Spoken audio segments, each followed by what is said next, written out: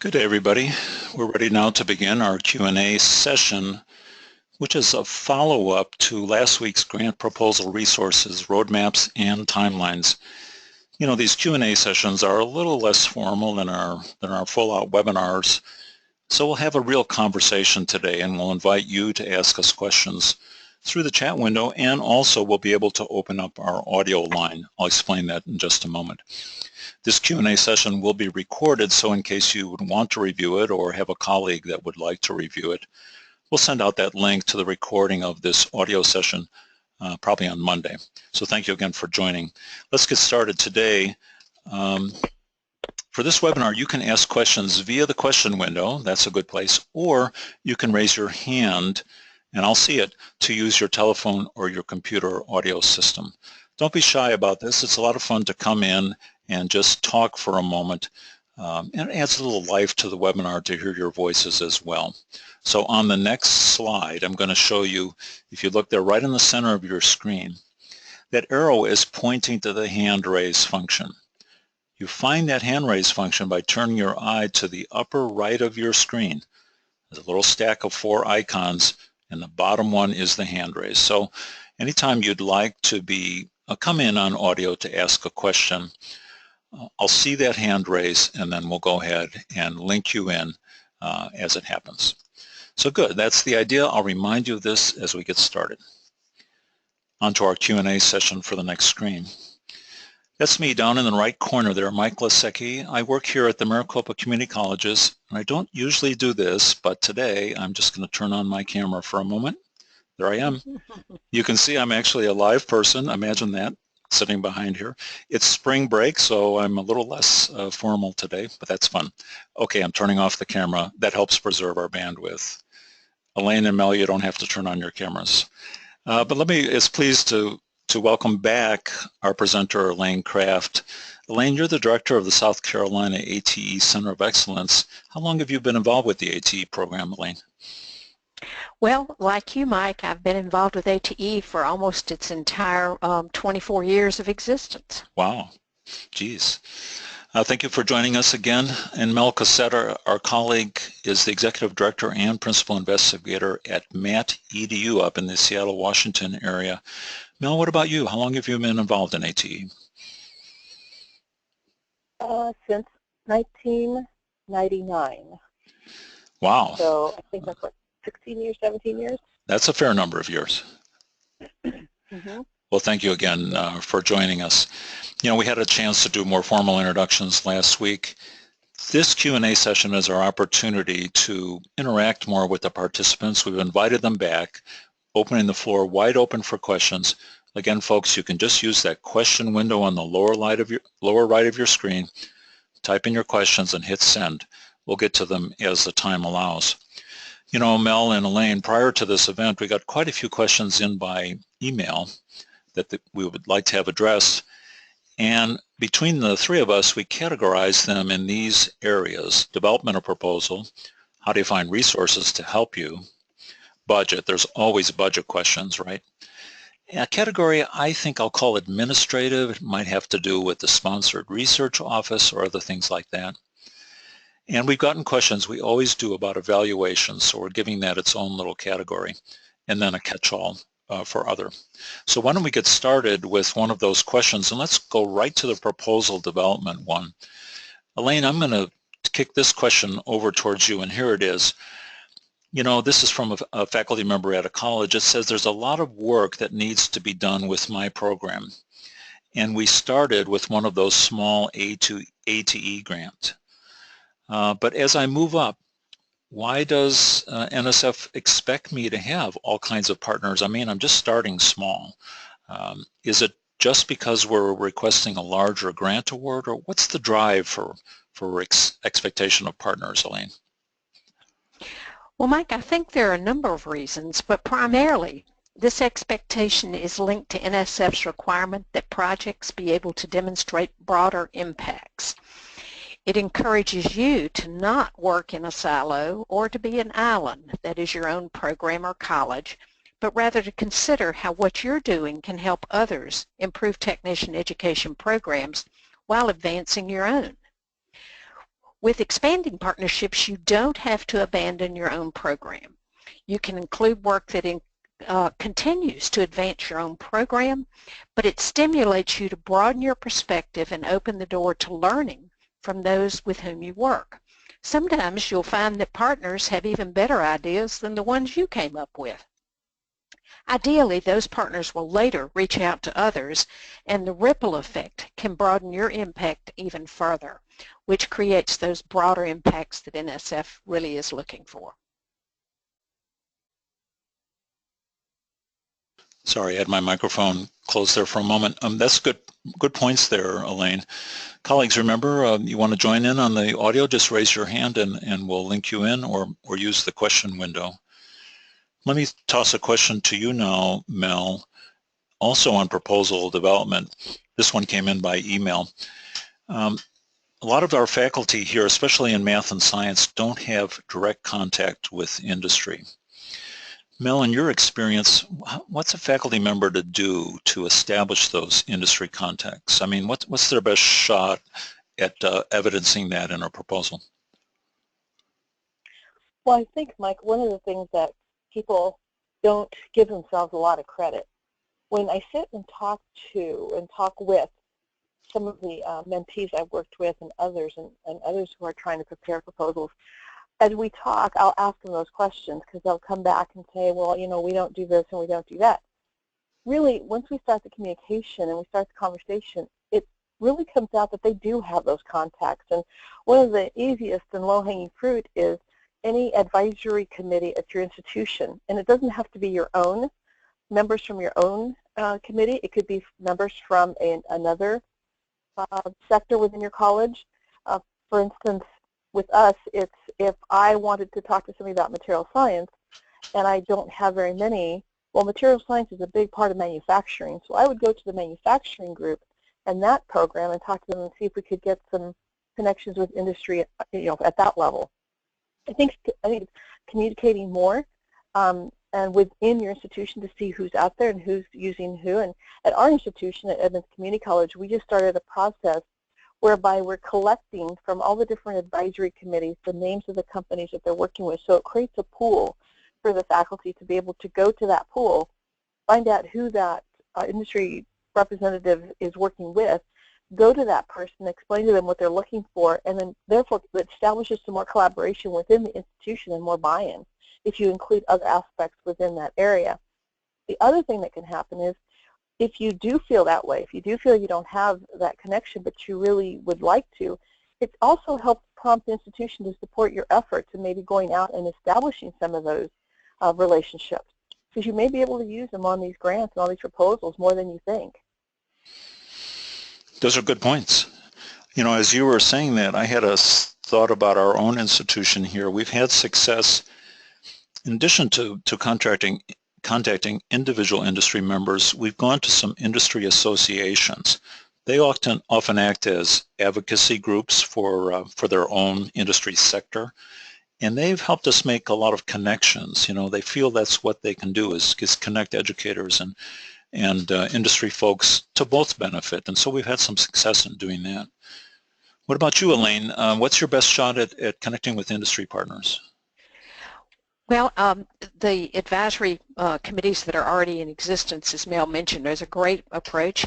Another thing you could do is to check and see who in your technology areas or your manufacturing education areas does field trips with students, gets their students out into industry. And you could ask to accompany those classes and make field trips to areas where you could ask questions, get a feel for where what you're doing is used in the workplace, whether it's math or science.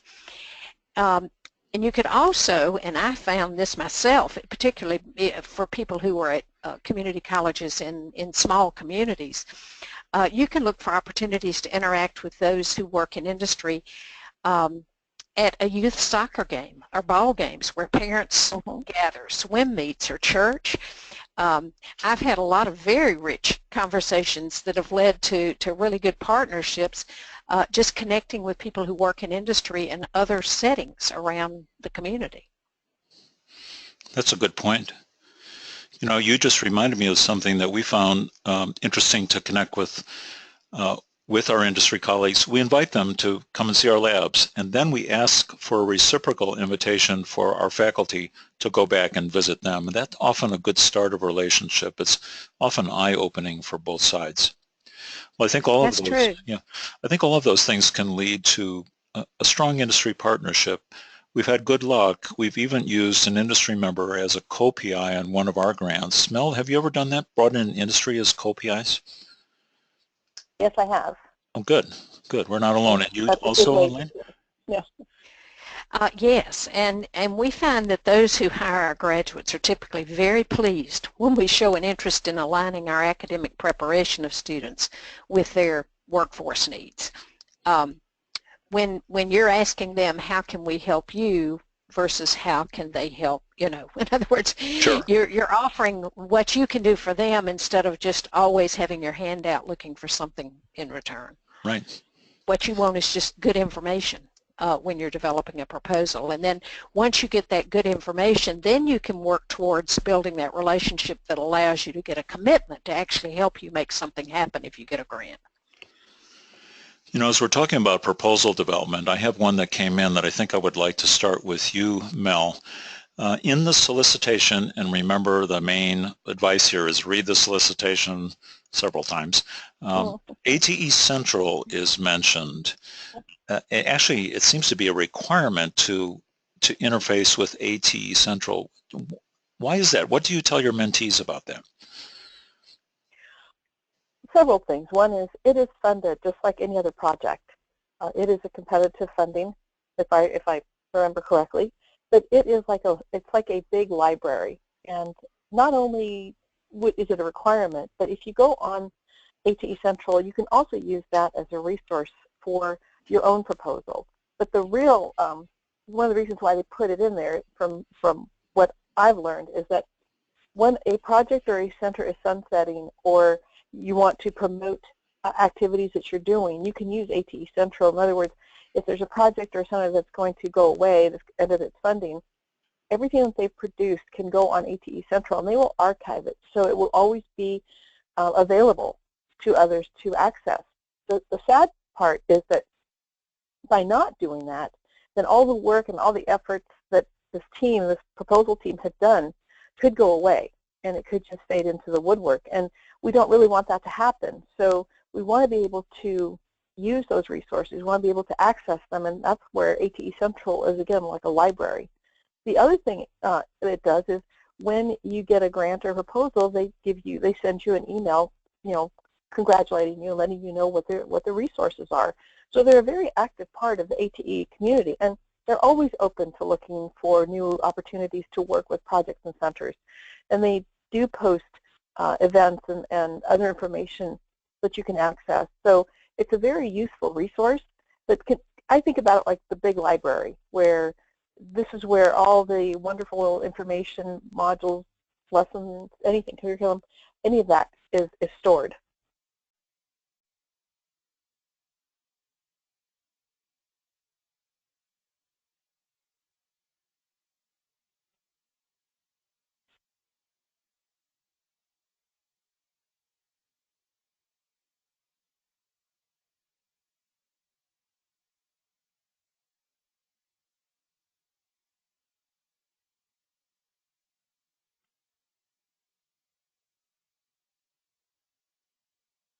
Mike, are you there? Here you are. I'm here. Yeah, I'm very not sure what sorry, happened. operator. Oh, there you are. I forgot to unclick that darn mute button, and I'm terribly sorry. Here's a question. I'm sorry, Elaine. Here's a question for you. Here I'm telling the question to myself. Is there a way to get involved, Elaine, with the ATE program? This person isn't yet, and they're not sure about being a PI or even a co-PI for a grant. They're interested. How do they take some baby steps to get involved with ATE? Well, of course, there are a number of resources. that the ATE program has available. For instance, the ATE Central resources, the teachingtechnicians.org resources. There are any number of resources that are freely available on the web to anybody without being grantees. But it's even better if you are in the program with a project of some sort. And the best way I know, if your college is really not quite ready to put in a proposal, or you're not quite ready to step up to the plate and be a principal investigator, you could become a partner on someone else's ATE grant proposal. This is really a great way to get engaged in the ATE community without having the responsibility of being a lead institution, a principal investigator, or a fiscal agent for the grant, which is, falls to your college. Those submitting new proposals are always looking for good partners who will fully participate and do their share.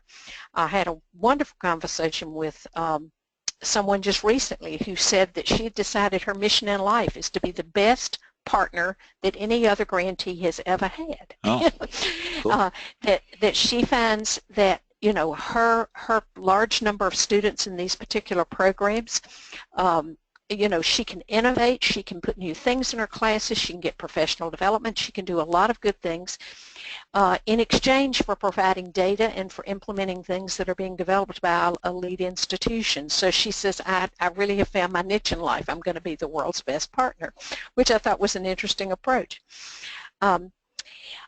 A way to shop for projects with whom you might partner is at the HiTech conference. HiTech, which is short for the High Impact Technology Exchange Conference, is held in July each year. The conference is actually sponsored by NSF ATE grantees, and so you find plenty of us there at the conference each year. And the programs that are offered at HiTech will likely lead you right to someone whose work may be something you would like to get involved in. So if you would like to do something with robotics in your program, or biotech, or geospatial technology, whatever the idea you have is, and whatever program that your college you'd like to improve technician education, you're probably going to find a program at HiTech, a session at HiTech, that's got somebody working in that area who would be thrilled to death to know that you're out there and would like to partner with them on their current work or some future work.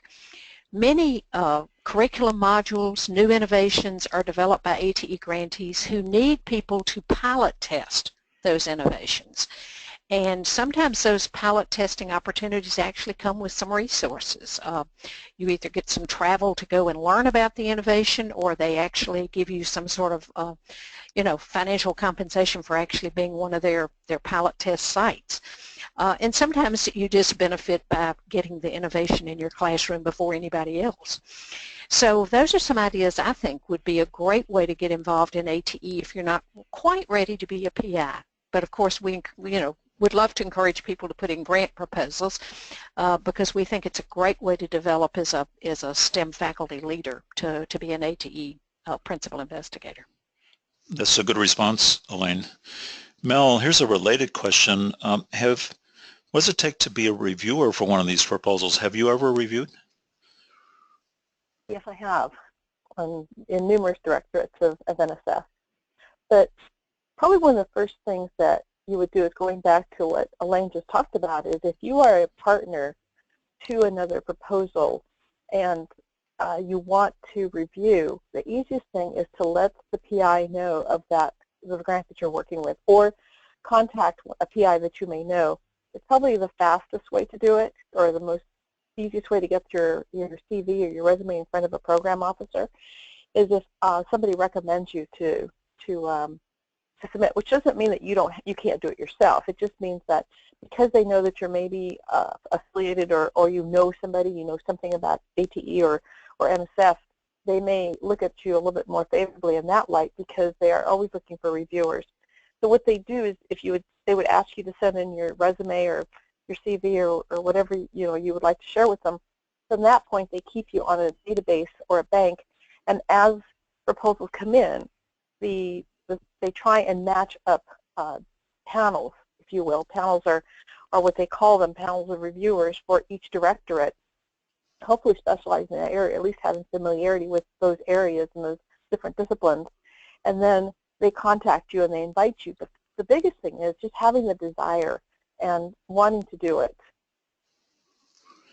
You know, I found that here at one of our colleges, one of our persons that worked in the grant development office applied to be a reviewer and was accepted as well, and they sort of appreciated her perspective that I think they do try to build a different expertise on those panels, don't they?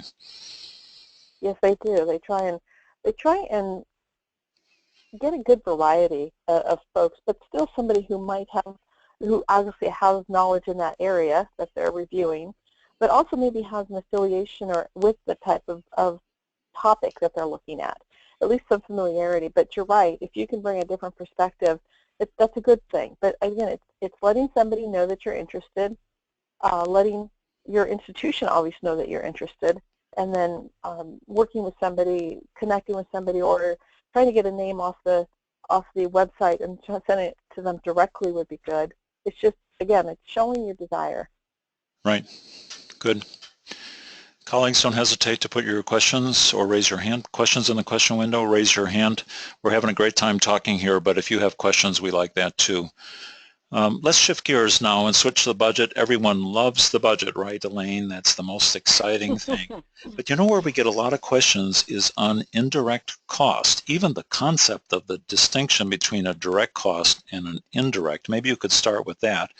And then, how do you know what your institution's indirect cost is? So what's the difference, direct versus indirect? And then how do you find that indirect rate? Well, the direct costs, Mike, are going to be those costs that you incur to actually implement your project, to support the personnel and the activities, to buy the materials and the supplies, equipment, whatever it is that directly goes to that project. Whereas indirect costs are tied to the cost that the college incurs to support the grant, the basic operations of the college. Most people think of that in terms of the business office because so much of this workload of having grants does fall, at least from the money side, and accounting side falls to the business office. But there's no money in your grant in the direct costs that support that. So, so the college typically will be able to recover, at least they do for NSF grants. It's not true for every granting entity, get to recover indirect costs, those costs of basic operations, like I said, to keep the lights on, to heat your buildings, and to get that business office operation going to support the grant. There are a number of colleges that we're encountering who are new to the AT program who do not yet have an indirect cost rate at their college. The college may have had some grants, but those grants came from entities that did not require that indirect cost be charged. NSF does require that a college recover indirect costs, and that's the language they can use, recovering indirect costs. And so you have to have a rate, and you have to charge that full rate on a grant proposal. Now, the irony is if you don't have an indirect cost rate that's already established for your college, and these are called federally negotiated indirect cost rates. They have to be set by a federal agency, and for most of our two-year colleges, this is done by the U.S. Department of Health and Human Services. And you can't get an indirect rate unless you have been recommended for a funding award.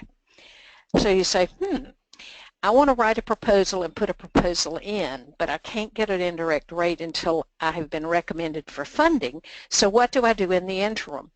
Well, NSF understands that that is an issue, and so they have established a de minimis rate, or a minimum rate that you must take on your proposal. And we cover that in great detail in a budget webinar we do from the Mentor Connect project that I'm the principal investigator for, and Mel is one of the mentors for. So I won't go into a lot of detail about that, but it is a factor, and it has become an increasing factor for two-year colleges, because as we start to negotiate these federal indirect cost rates, some of them are rather high. And these indirect costs must be part of the total grant award that you get from NSF. So if you're going to get a $200,000 award and you've got to include indirect costs, and those indirect costs could be almost 50%, then you know, mentally you say, aha, that only leaves me about half of that $200,000 to actually do the work of the grant. And so the lower that indirect cost is, the more money you have to the actual activities of the grant, and the higher it is, the less you have. So it really does impact your budget. So it's a big whopping factor. I can see why people would have questions about it. Yeah, they do. They do. Well, thanks. I think you're right. That, especially that webinar that you have on budget goes over these things. I think that's a useful resource for people.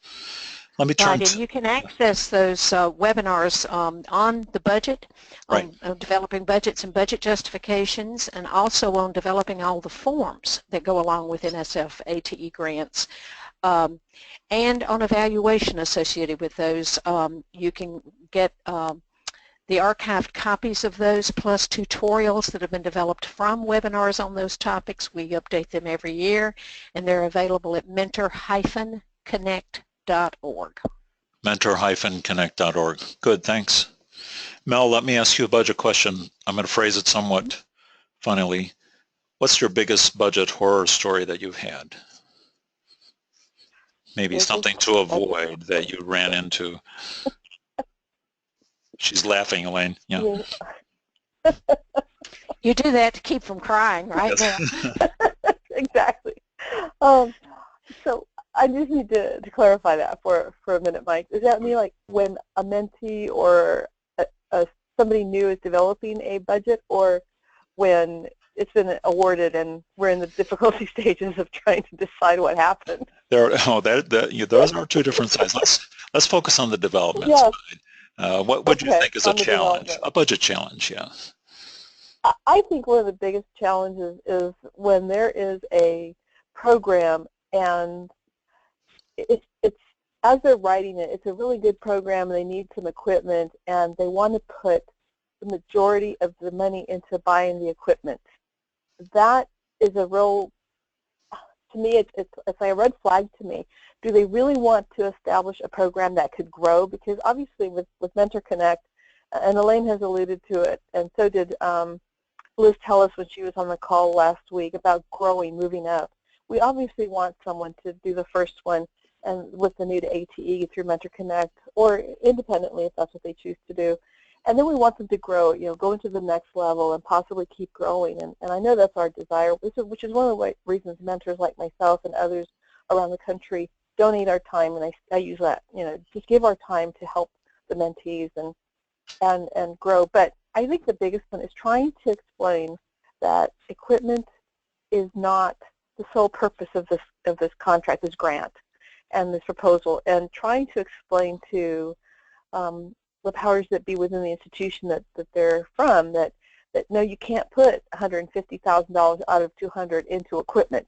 And it's been kind of interesting. I ran into that a couple of times. So, and then also making sure that there's funds in there. When I work with their budgets, I make sure that there's funds in there for the required pieces. And I know you might ask this later, but for instance, evaluation, there needs to be some funds set aside for that.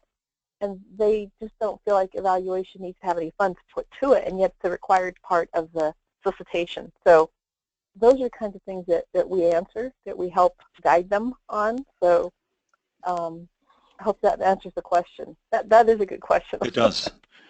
Here's a question that just came into the question window. It says, can faculty get, and they have quotations marks around the word extra, can faculty get extra pay for being on a grant? I mean, they feel like they're doing extra work. Have you ever had that question come up? Mel, let's start with you. Okay, Mike. Or Elaine. Okay, you go, Elaine. Yeah. That's Mike. Yeah, that would be Elaine. All right. I have some hot off the press news to share about this. For many years, it has been the NSF position that you could not pay somebody more than 100% of what their normal pay was at the college when they're working on an NSF grant. And therefore, if you have faculty who work overloads typically, and that's a it's more common than not in our two-year college world to have faculty teaching overloads. And for them to work on a grant, they had to give up that overload pay and do all of their work within the base 100%, compensation that is set for their position at the college.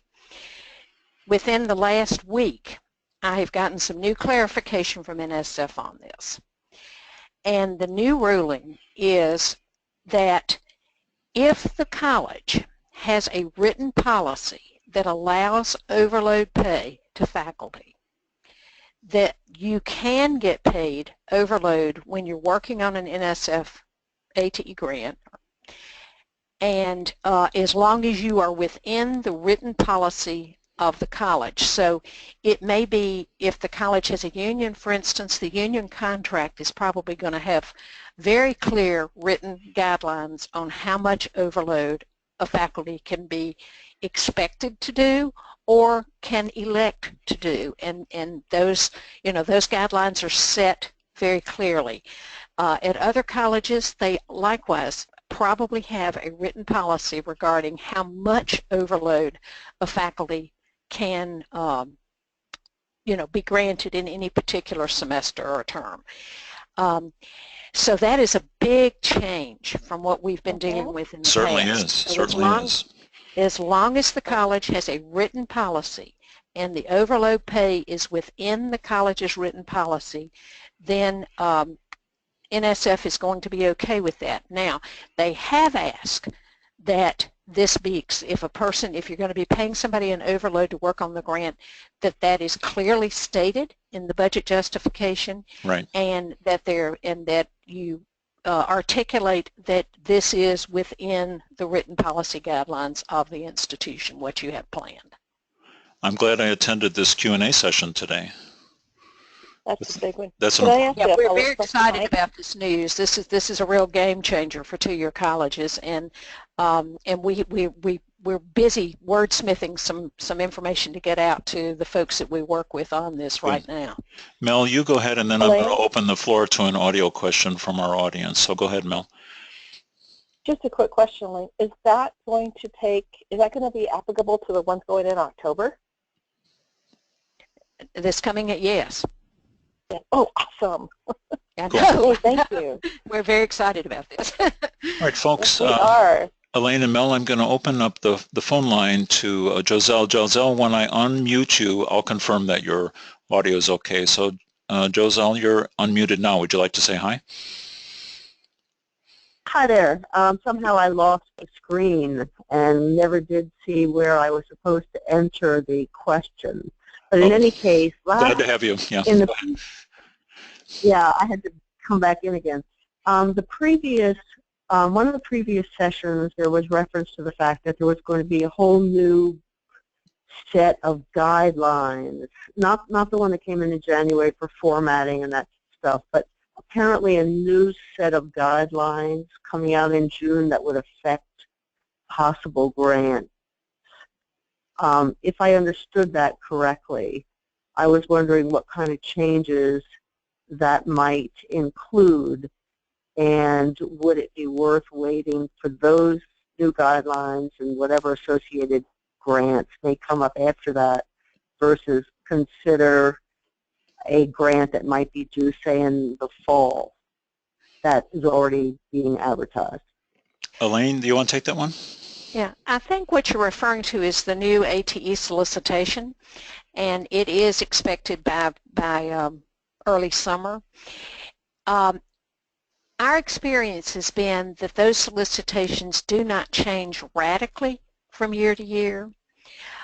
However, this year nobody will tell us, okay?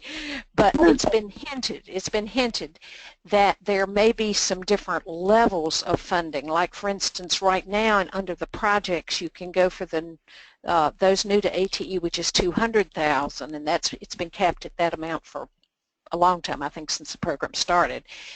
And then the next cap has been $900,000 for projects. Now, you didn't have to ask for $900,000, but that was the new cap.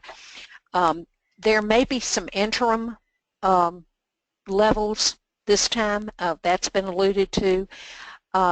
Sometimes they add new opportunities, like for instance, Mel happens to have a grant that's for something called a coordination network, and that was new with the last solicitation. Isn't that right, Mel? Yes, it is. And so they introduce new funding opportunities. But my suggestion is don't wait. If you've got a good idea, go ahead and start fleshing that out now. And then when the program solicitation comes out, you may have to, trim it back a little to fit something they've described that they'll fund, some funding track, or add something to it so that it better fits another funding track that they have. Mel, what are your thoughts on that? I totally agree. Elaine, I was just back with NSF earlier this week, actually, and that's exactly what they were talking about. There's nothing, I don't think they're getting ready to produce that, but I had heard the same thing, that there's going to be some different levels, and I think a part of that, too, has been the success of the Mentor Connect program, and when you come in at $200,000 and you're learning how to manage your money in the colleges and institutions that are first fiscal agents in this way, it's kind of a hard leap to go from $200,000 to $900,000. And even though Elaine just said that you don't have to ask for the $900,000, but we find more often than not many of my mentees want to go that way, but they may not be ready, and so they may want to take a smaller step and maybe do $500,000 or $400,000. Seems a little bit more doable to them, and it doesn't scare them in a way where they might be worried about can they manage it. And so I think this gives them, somebody earlier talked about taking baby steps. This kind of helps them to the next level and hopefully makes them a little more self-confident that they can do it without putting themselves in a situation where something could change and all of a sudden they're faced with this big grant and this big award that they're kind of worried about how they're going to take care of it and how they're going to manage it. Okay. All right. That makes a lot of sense. Appreciate that. Mm-hmm.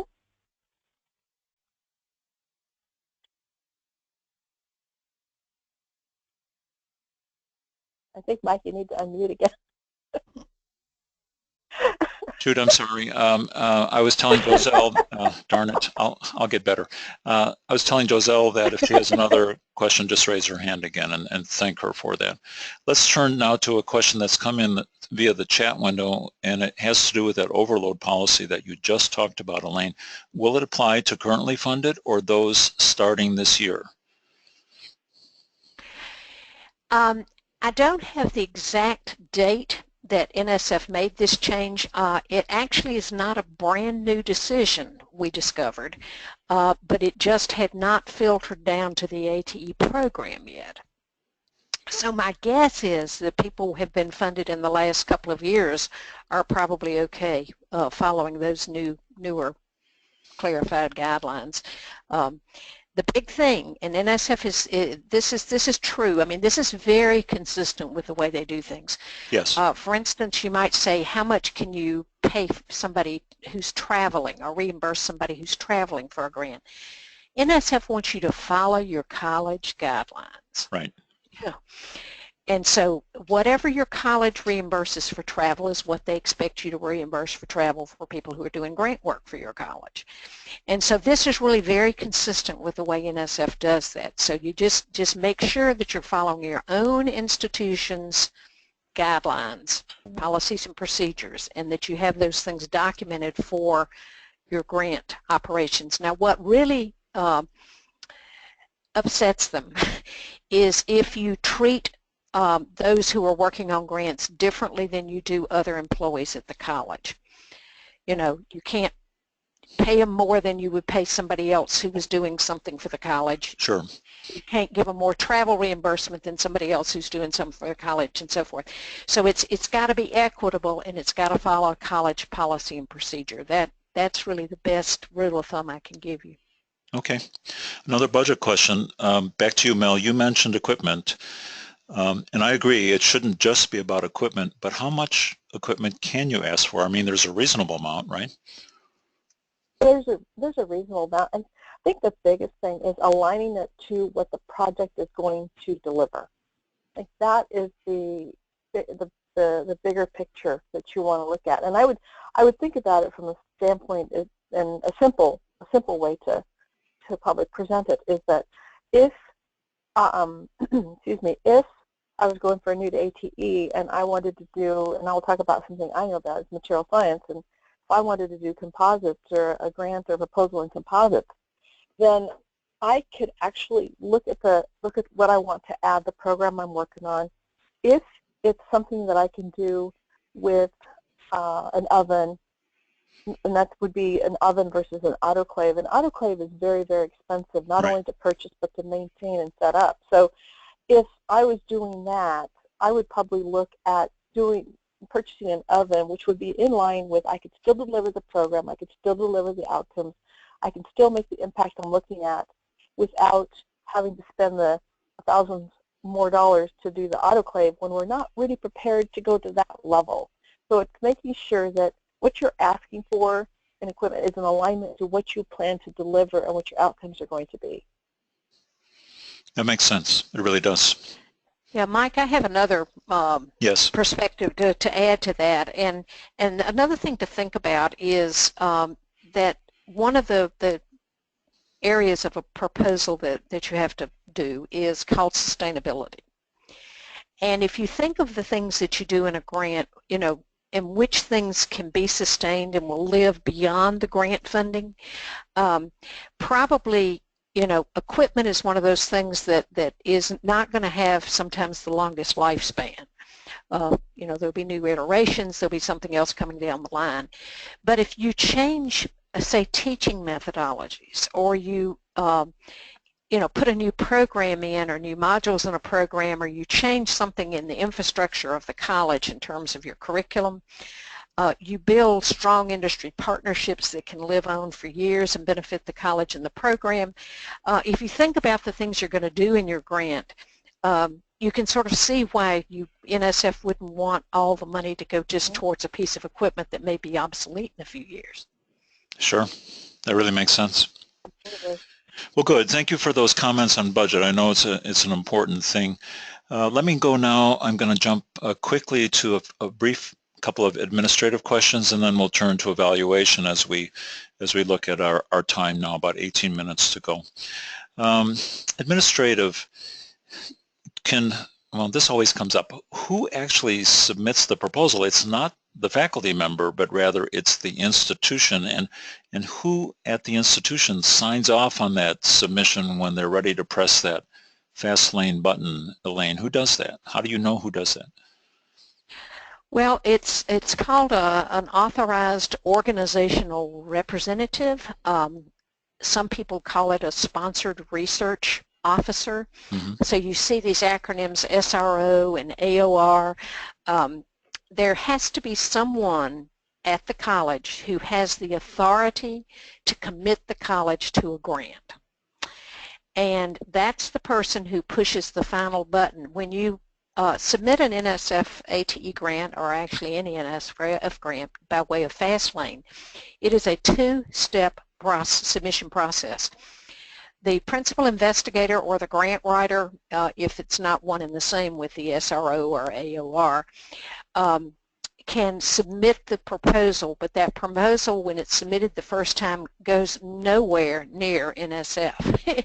It actually just goes over to whoever that designated person is at the college. That designated person at the college then has several options. They can review the proposal. They can submit it the way it was received, signing off for the college in good faith that, you know, they're going to be good stewards of this money if they receive this award. Or they can kick it back to the principal investigator or whoever submitted it initially and request that revisions be made. So I've had some, you were talking about budget horror stories. Well, there have been proposal horror stories with principal investigators who hit that submit button and thought their proposal had been submitted to NSF and it had never left their institution.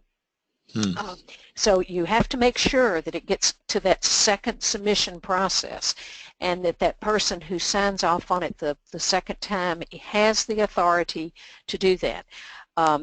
that's the person who gives various people permissions in FastLane to do everything from draw down money for the, to support the grant, to registering people who can be principal investigators and so forth for the budget. So it's a very important role at the college, and it comes with a lot of responsibility, and NSF really does not want that to be the same person who is the principal investigator for the grant.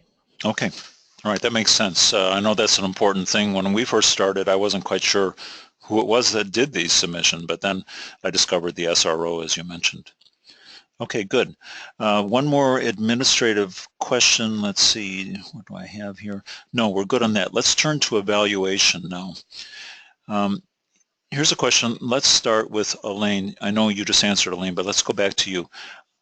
The person understands that evaluation is important, but they say they've never worked with an external evaluator before. What do they have to know before calling that external evaluator the first time? How should they prep themselves to be ready to discuss evaluation? Well, Mike, I think this is one of the nicest things about the ATE program is that it actually does make grant awards to people who can help you with these types of things. And in the case of evaluation, we have Evaluate. It's EVALU-ATE.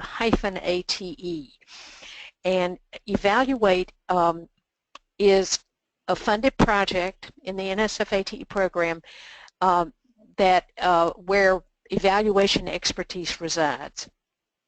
They do a masterful job of helping lay people understand evaluation, understand how to write evaluation plans, how to do different kinds of evaluation activities.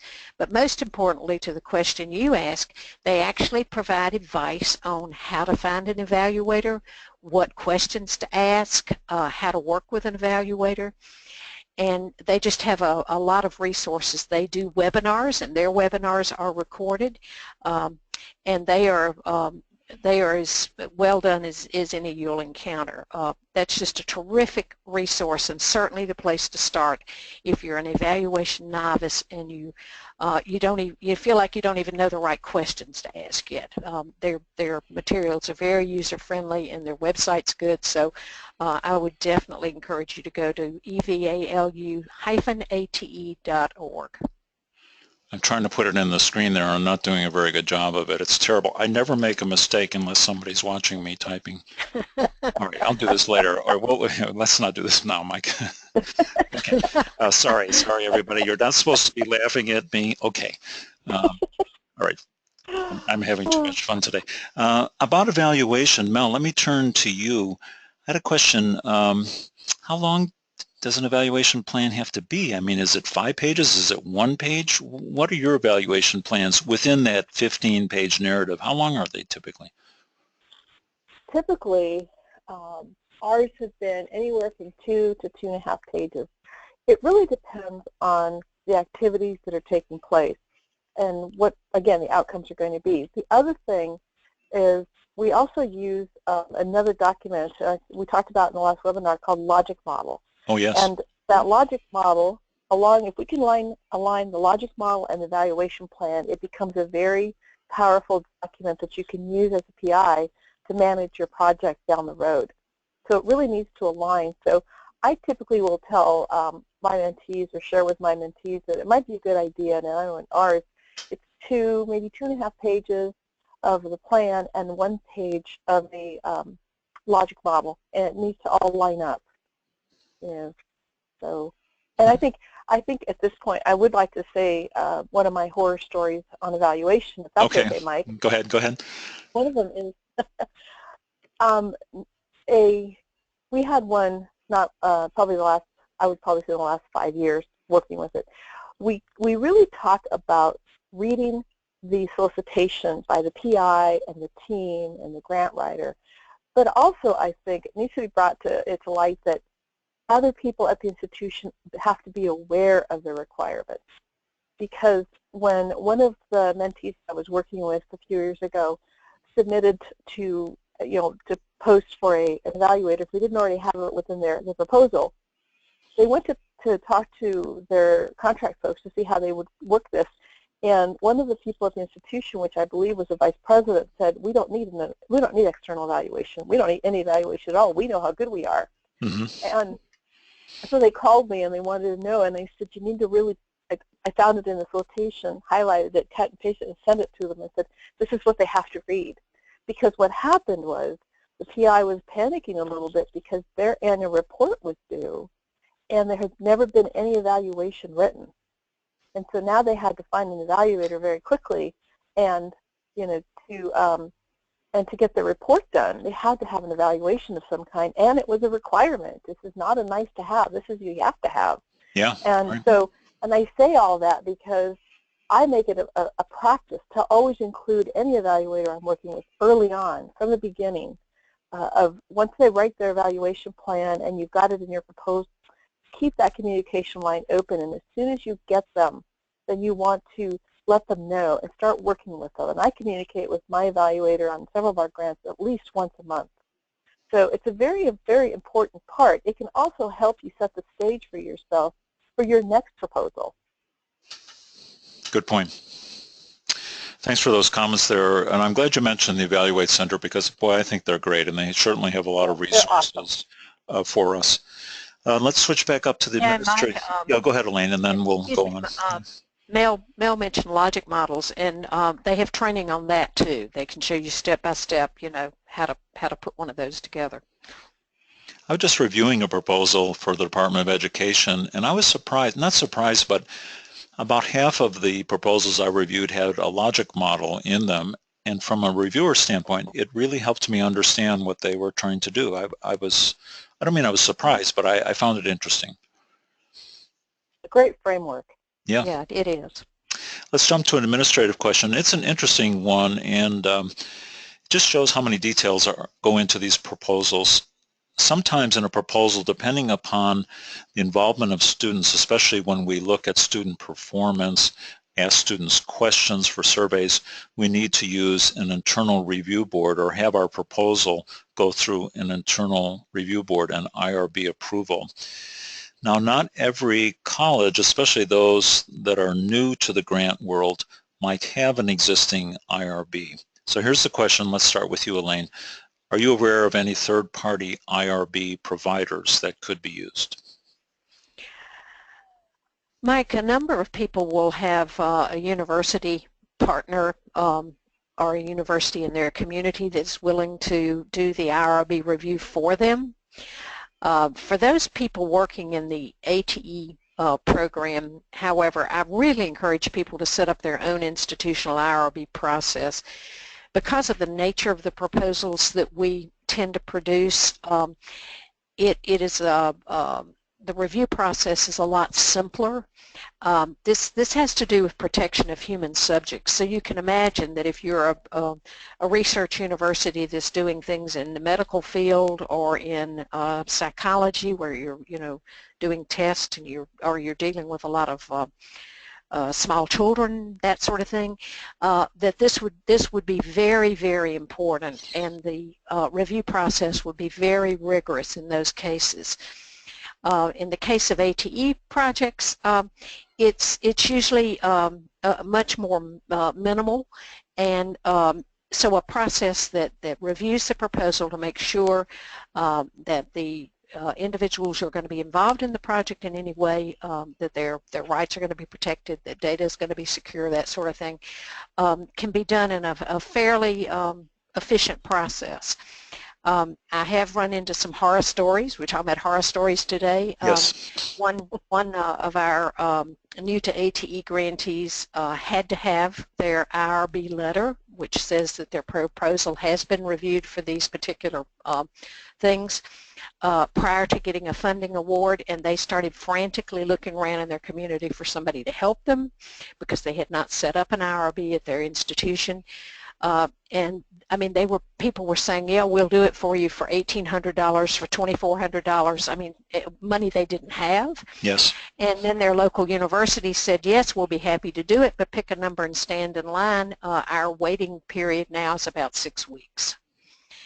And so that didn't help them at all because they were on the cusp of getting an award, and their right. program officer wanted that letter now. not Right. 6 weeks from now. You know.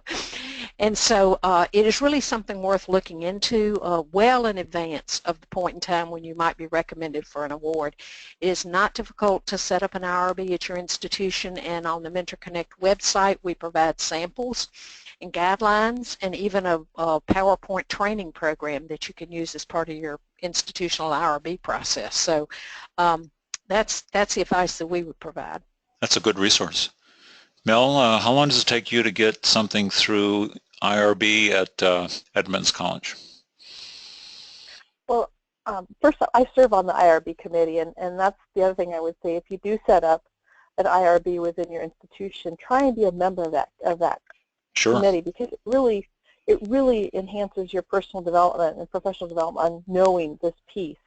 In fact, I will say this, that I have been working with several other four-year institutions and four-year universities, and I have to prove if I am on their grant, if we are working as partners, I have to show them and show proof in writing that I have gone through IRB training.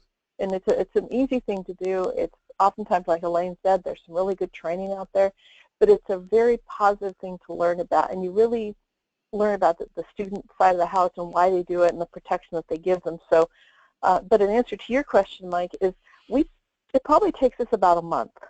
We do have a very active IRB in our institution, and we have about 8 members, 10 members now.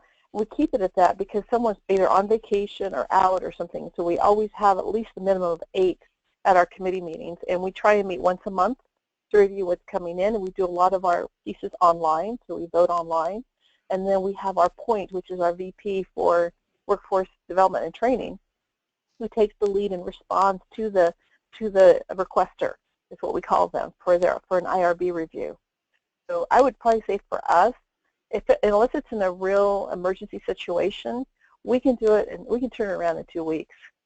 That's pretty good. Here at Maricopa, we're more like 4, sometimes 6 weeks, but it depends on where you get in their cycle. So. Exactly. Yeah. Exactly.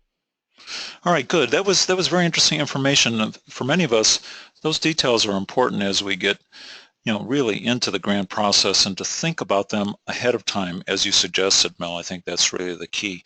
Friends, we're just about at the end of our time. Let me make an announcement about our upcoming webinars.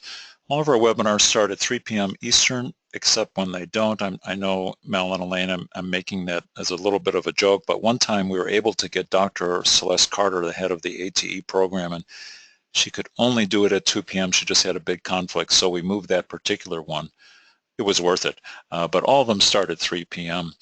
Our next one coming up in this series is March 23rd. You can see the title there, Developing Stakeholder Partnerships, both internally and externally, and that's going to help your grant competitiveness. We'll follow that one also with a Q&A session like this. And the final in this webinar series is out on April 20, Final Tips for a Competitive Proposal. So look for that, and for the Q&As, we ask you to register for the Q&As as well. That helps us manage the thing. Friends, I appreciate your questions today. They came in via the chat window, the question window. They came in via email, so we appreciate that. In closing today, let me turn first to you, Elaine, and ask this question. This grant stuff can be very complicated. Is it worth it to you personally? Absolutely. Absolutely. Being in this budget era, it is really where you find the innovation at our colleges. Otherwise, people are just, they just don't have the resources to do anything new and different. They're just going to have to keep doing what they've been doing. And, it just opens so many opportunities to professional development, to learning what's going on elsewhere in the country, finding out all the new emerging technologies and how you can best address those to prepare your students for the workforce. It's absolutely the most rewarding thing I've ever done in my career. Excellent answer. What about you, Mel? We have, let's look at the clock, we have 60 seconds for your response. Is it worth it? Absolutely. Absolutely. I came into it in 1999 with our, I was on other grants at the time and some other organizations, and thought I would do it for the life of that one project, and 17 years later I'm still here, and the community that is built under ATE and within ATE is fabulous, and it's a great, there's more resources out there than you know. All I have to do is ask. Well, good. Excellent response there, Melanie. I've really enjoyed working with both of you as colleagues in the proposal world and in the NSF ATE world over the years. I agree too. I think it's worth it. It's personally worth it. Yeah, there's a lot of details, but Elaine's right. That's where the innovation is, and Mel, that's where all the partnerships are and the collaborations. So we appreciate that. So I'm editorializing a little bit here. Friends, we're right at the top of our hour. We appreciate the time that you took to be part of our Q&A session today. Look forward to the upcoming webinars brought to you by the Centers Collaborative for Technical Assistance with financial support from the National Science Foundation. That officially ends our webinar, our Q&A session rather, today. Thank you again for joining. Goodbye, everyone. Thank you. Bye, Mel. Thank you. Bye, Mel. Bye-bye.